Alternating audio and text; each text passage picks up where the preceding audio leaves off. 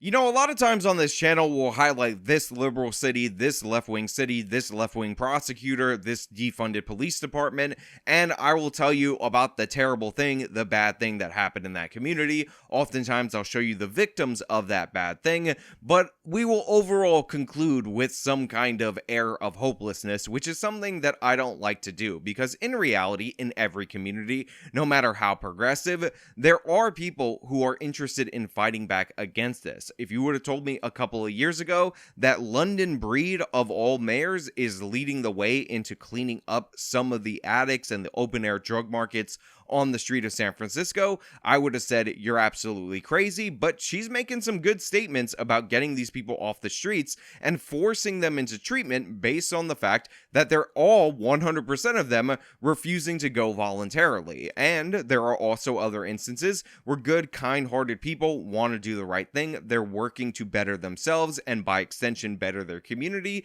And there's also instances of a bad crime occurring where somebody could have got hurt and or killed, and a community stepping up in order to fight back. So, since I've been ragging on Oakland a lot lately, I want to give you guys a bit of a palate cleanser, which of course is the story of after a robbery of a donut shop that has been an institution in the city of Oakland, a community got together in order to do a buyout of all the items at that donut shop. Now, before we get into that, I just want to say thank you to everybody who signed up over on actualjusticewarrior.com/join.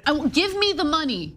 Give me the money, okay? And thank you to my podcast listeners, Spotify, Apple, and Google's podcasting platform. Tell stories about Oakland's violence and all these horrible things that are wrong, but there's a lot of people that love Oakland because of the wonderful things that are here. So yes, a lot of people do tell true stories about the violence and all the problems in Oakland, but there are good people there. There are people who rally around there, and this is one of the people who actually kicked off this idea of doing the buyout of this store in order to show the owner of the store that people in the community care about them, they support them, and they don't want them to be victimized by robberies. And by the way, if you had any mistaken thoughts that this was not a progressive area and these weren't progressives participating in that, this is a little child with the COVID mask in current year 2023. This segment is from a day ago. Yes, they're still doing it. Yes, they're still doing it to the children. So yeah, even though they are good in some regards and this is a wholesome story, I just want to point out that this is still happening. There are parents that are still doing this thing in current year, even though, again, even Joe Biden's like, all right, relax with the mask and all that right now. The overwhelming show of support for a family-owned donut shop in Oakland. More than a week after the business was robbed at gunpoint, the neighborhood showed up to help them out. Now, I just want to point out something that was not stated in the way that it should have been, which is, of course, that this is called Colonial Donuts. It's been an institution for 40 years, but since it's called Colonial Donuts, I'm sure somebody's going to make the case that it's actually an evil white racist donut shop, evil white racism, and maybe they deserve to be robbed because honestly, that was just a family trying to feed their starving kids with donuts, and that's why they stuck a gun in the woman's face and robbed her for money and didn't take any donuts. In a show of support, try the strawberry one. People spent the morning buying dozens of donuts from Colonial Donuts in Oakland. You have donut holes? Yeah, how many? Okay, we'll get a dozen. The shop is an institution on Lakeshore Avenue serving customers for 40 years.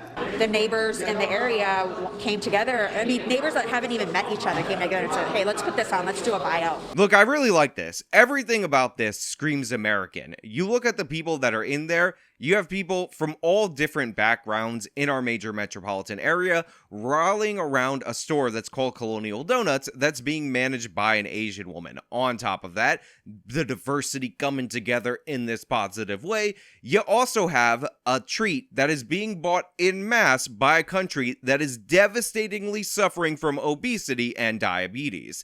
In every possible way, this store right here is America in the good parts of America, as well as some of the issues in America. But you know what? I'm on board for it. It's wholesome. Get those masks off those kids. But other than that, I think we should all cheer on a community coming together because they're doing so due to the fact that this poor woman was almost killed in a recent robbery. Manager Fing Yamamoto is overwhelmed by the response of support born out of an unfortunate experience. More than a week ago, Colonial Donuts was robbed at gunpoint by 3 people. You see that right there? 3 armed men, one of them immediately jumps the counter, all pointing guns at this woman behind the counter in order to rob her for whatever petty cash she would have in the donut shop. That is the value that these criminals, who by the way need to be prosecuted, place on the lives of people who run these institutions. This place has been there for 40 years. In their community. Customer Kevin Coachella bought flowers to the store after the holdup, but wanted to do more. They always say an act of kindness is powerful. I really believe that, but with all the violence going on, it sort of shakes you a bit. So I put it on next door, and we got like 500 hits, likes, all these comments. And I say, hey, would you guys be open to try to buy them out and just show them that we're here for them, despite all that has been happening at their shop or in Oakland? I mean, again, I know whenever we do a story about any left-wing city, as if crime isn't going up in other parts of the country due to some policies being instituted nationally, people will say something to the effect of they voted for it, therefore they deserve it. But seriously, take the time to look at the people that are here. They don't look like the people you envision when you think of Oaklanders. They actually seem closer to San Francisco types rather than Oakland types. But what do you see? You see colored hair. You see all the signs of left-wing. It used to be called SJWism. I guess it would be called wokeism. And they're all unifying in a way to rally around this woman. It goes across racial lines, across sexualities.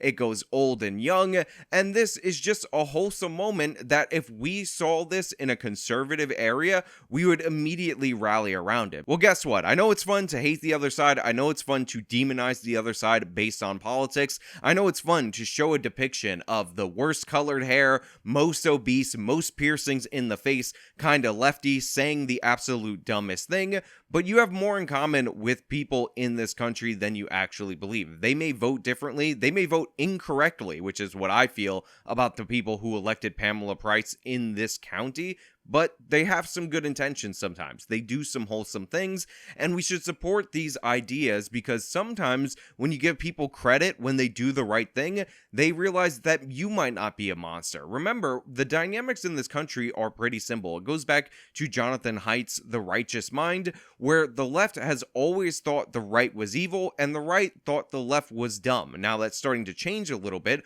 A lot of people on the right are buying into this idea that the left is evil or just as evil as the left thinks they are, but in reality, it's not healthy for this country to have people completely cut off from one another, not see each other's humanity, and not acknowledge when good things happen. I mean, you guys would all be on board to cover the drag show that would have happened in this donut shop if that's what they wanted to do, but a lot of people just gloss over this as if this isn't one of the most wholesome things that I've seen in a long time. And again, for those of you who like to say diversity and rag on that, and yes, there are issues with diversity, it's not this golden panacea. We actually have to work to integrate people into our country. We can't just assume it's good because different. These are all kinds of people from all different walks of life that share a common interest, and that interest is, of course, obesity and diabetes. But you know what? It's something. Brenda Lee bought 4 dozen boxes of donuts and dropped them off for the staff at local animal shelters dealing with an influx of animals following 4th of July fireworks. I mean, come on.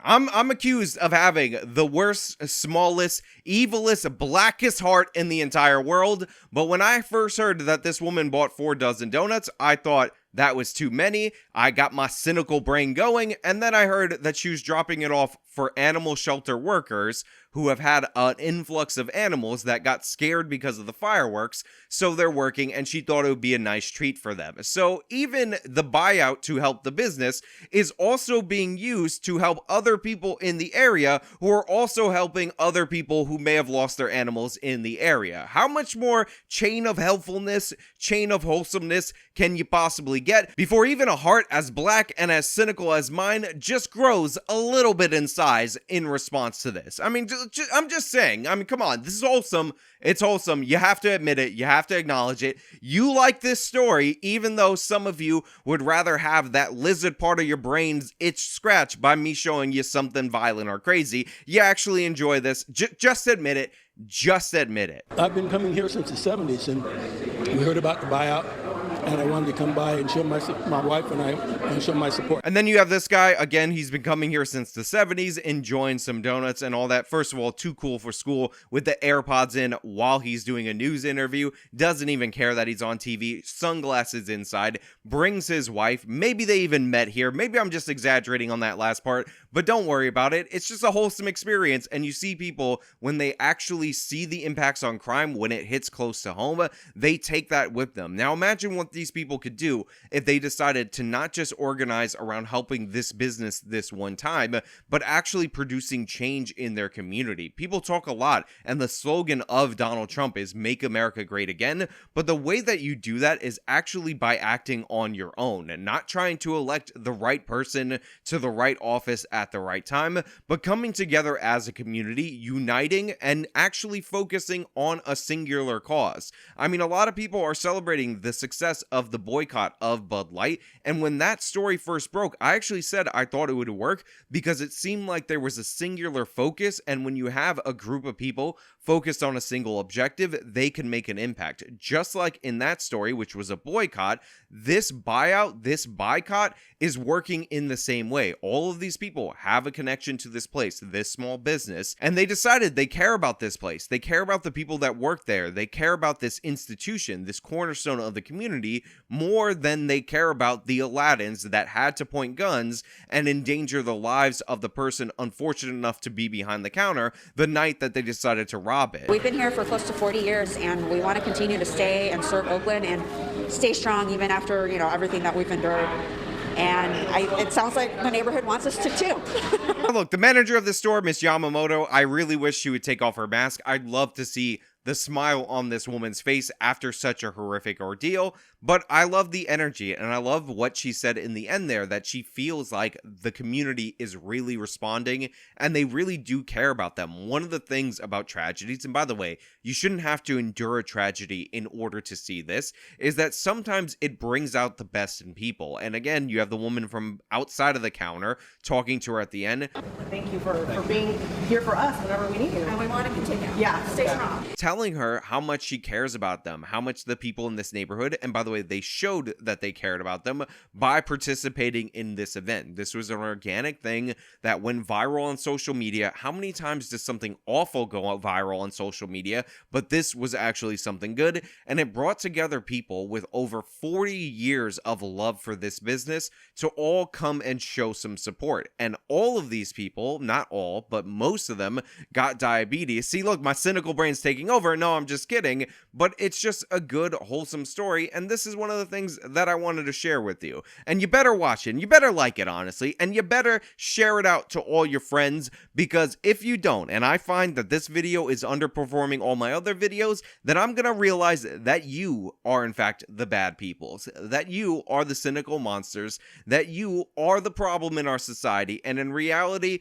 I want you to be the solution. And by the way, in reality, you guys have shown yourselves to be a good, positive solution. In every instance where there was a victim of a crime and they mentioned that they had a GoFundMe or some kind of crowdsource funding thing, you guys stepped up immediately and contributed, and I can actually see the impact of you from the moment that I published the video. So you guys are good. Not all of you. Some of you are definitely bad. You know who you are. And some of you who don't know who you are, I know who you are. You're definitely a problem. But most of you are actually quite decent. But hey, those are just my thoughts. Let me know what you think about this buyout attempt, about the community coming together, and whether or not this actually changed your perception a little bit of the people who live in these big left-wing cities. Let me know if you think you got diabetes from watching this segment, or if you thought the donuts were not that delicious, even though I think that they actually were. And if you're a crazy person, explain to me how you believe that the criminals were entitled to rob this place because they dared call themselves Colonial Donuts. All opinions